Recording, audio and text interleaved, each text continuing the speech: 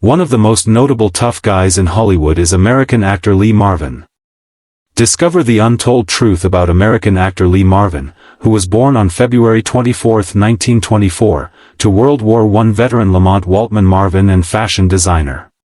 Marvin attended Manumit School and Peak Skill Military Academy in New York.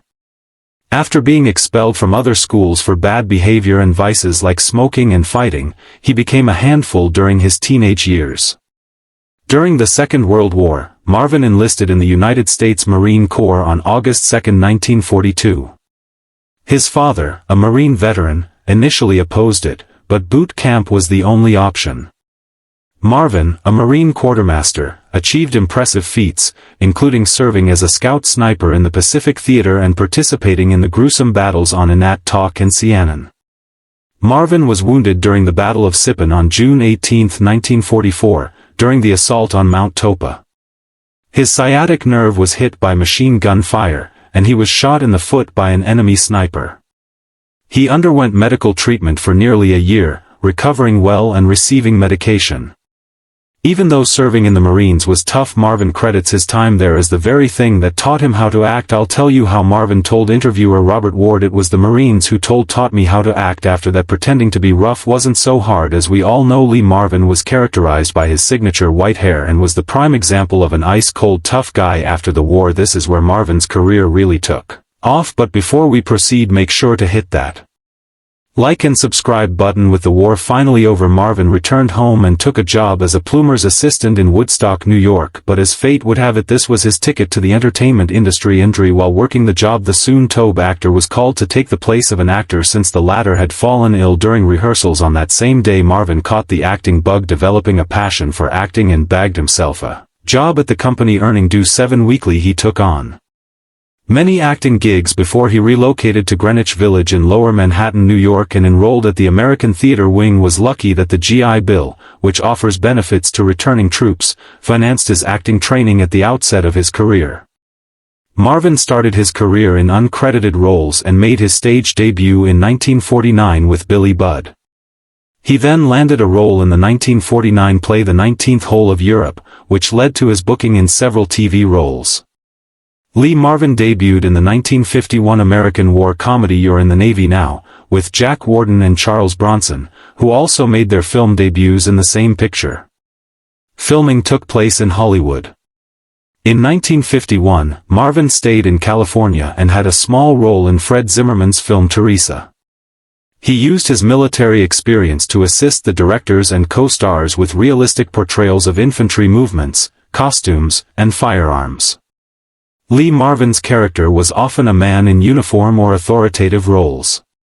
He had minor projects like starring in Fireside Theater and Rebound, and earlier works like Diplomatic Courier, Down Among the Sheltering Palms, We're Not Married, The Duel at Silver Creek, and Hangman's Knot. In the 1950s, Lee Marvin's breakout role as Vince Stone in the 1953 noir crime film The Big Heart earned him critical acclaim. He also starred opposite Marlon Brando in the American crime film The Wild One, portraying Chino, the leader.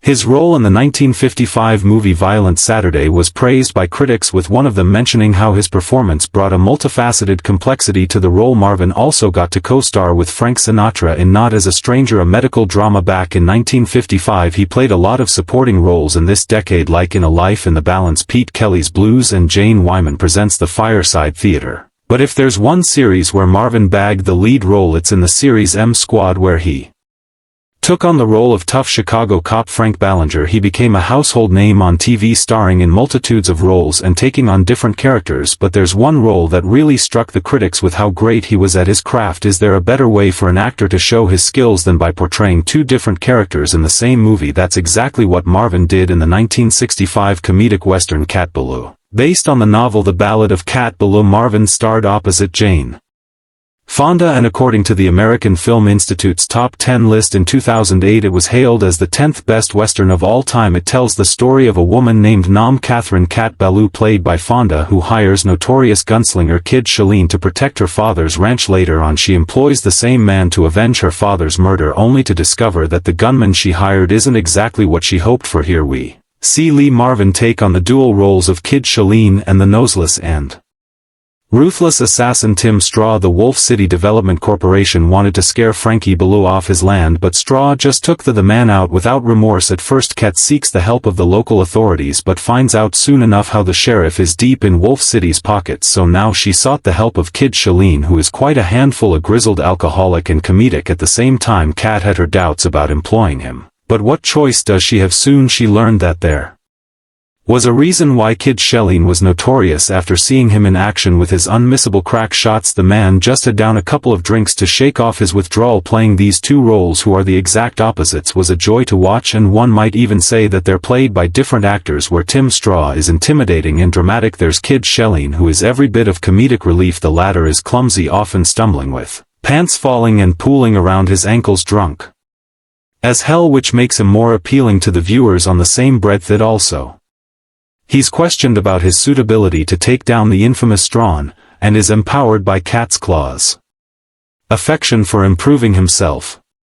Later, it's revealed that these two brothers are polar opposites. Straw is ruthless and cutthroat, while Shalene is sensitive and broken by the world's sins. Kat is the only one who believes in him, and her love helps him overcome his demons and overcome his brother's demons. I believe half of this belongs to A Horse in the Valley, which the audience laughed at following the Kat Ballou. Lee Marvin attempted. After a successful 1966 Western picture, The Professionals, he played the lead part of Major John Rissman in a popular film with fellow top actors like Charles Bronson, Jim Brown, John Seitz and Donald Sutherland. Lee Marvin's Oscar win led to other possibilities and established his stardom. In 1967, he portrayed a ruthless gangster seeking retribution in Point Blank. In the 1970s, John Borman directed Hell in the Pacific, which was praised by critics. Lee Marvin starred in lesser bad guy roles and explored other Western projects, including Prime Cut, Emperor of the North, and The Iceman Cometh. He also collaborated with many talented actors. Lee Marvin is selective about his acquaintances and values his privacy, resulting in limited mentions of them in the industry. If I could eliminate myself, I would play the same character in all my parts. Marvin stated that he doesn't enjoy his own company or that of other actors, as he can't socialize outside of work and prefers to spend time on set. The stunt men, the gaffers and prop men, the behind-the-scenes team keeps me informed on his relationships.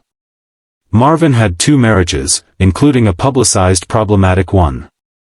After his divorce from Betty Ebling in 1952, he lived with her for 15 years until their official split in 1967.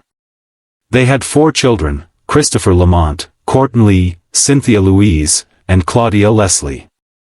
Marvin got into a relationship with American actress Michelle Triola, who became his live-in girlfriend from 1965 to 1970. Even though they weren't married, Triola legally changed her name to Marvin and sought compensation similar to spouses under California's alimony, which became the infamous Palaman lawsuit. She claimed that in the 6 years they were together, Triola got pregnant with Marvin's child, and she further claimed that he paid for 2 abortions while her other pregnancy ended in miscarriage. Furthermore, the actress said that the abortion rendered her unable to bear children. The lawsuit was highly publicized, so everyone was pretty much in their business. Even though the court ordered him to pay $114,000 for rehabilitation purposes, they denied her claim of half of the almost $4 million Marvin earned during their 6-year cohabitation. It was because non-marital relationship contracts are different from marriage, so her claim is not enough to cover that aspect. It took another 2 years before the court found out that there wasn't even a non-marital contract to begin with, thus nullifying the award she received and ending the case. As for Triola, she was romantically linked to the actor Dick Van Dyke from 1976 until her death from lung cancer in October 2009. Back to Lee Marvin, the actor's second and final marriage was to his childhood sweetheart Pamela Fye. The two married in 1970 and remained married until his untimely death in 1987. As the Hollywood star got older, Marvin's star power waned and he soon found himself starring in fewer projects. By the 1980s, the actor's last role as a big shot came in the form of the sergeant in Samuel Fuller's 1980 epic war film The Big Red One. His other projects that followed, such as Death Hunt, Gorky Park and Dog Day, were lesser commercial successes. The same goes for his TV projects. In 1985 he reprised his role as Major John Riccian in the sequel The Dirty Dozen, Next Mission continuing where the first film left off. Despite them being 18 years older now. Concerning his health, it's no secret that Lee Marvin struggled with alcoholism that from his time in wartime service throughout the course of his life, which was the cause of his demise during filming of The Dirty Dozen. Lee Marvin's character, Major Recian, was supposed to drive a truck with Charles Bronson's character, Joseph Law. However, the crew found him at a pub and brought him back on set, despite his sobriety struggles. Marvin died at 63 from a heart attack on August 29, 1987. He had a major intestinal rupture, causing respiratory distress. Doctors prescribed steroids to aid breathing, but he then went into cardiac arrest months before his death. In December 1986, Lee Marvin spent over 2 weeks in the hospital due to coidomycosis. Despite his fame as a celebrity, he was more proud of his work in the Marine Corps and was honored at Arlington National Cemetery. His headstone reads Lee Marvin PFC Marine Corps World War II, suggesting he did not prioritize his career as much. Fame. Marvin stated that a star with your name on the sidewalk on Hollywood Boulevard will reveal a pile of dog excrement, revealing the complete story.